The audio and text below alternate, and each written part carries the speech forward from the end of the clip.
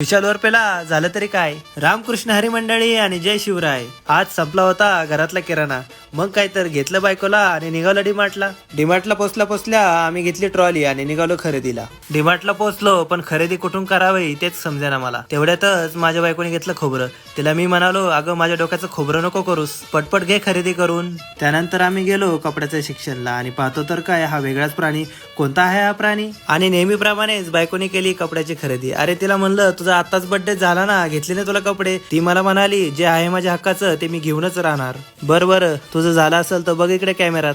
बायकोची चालली होती खरेदी आणि विशाल उर्फेचं तर वेगळंच काहीतरी चालू होतं. त्यानंतर माझ्या बायकोने काढला राजगिऱ्याचा लाडू. लाडूवरून मला आठवलं, राजगिऱ्याचा लाडू नाही जिरला आणि माझ्या बायकोने उपास धरला.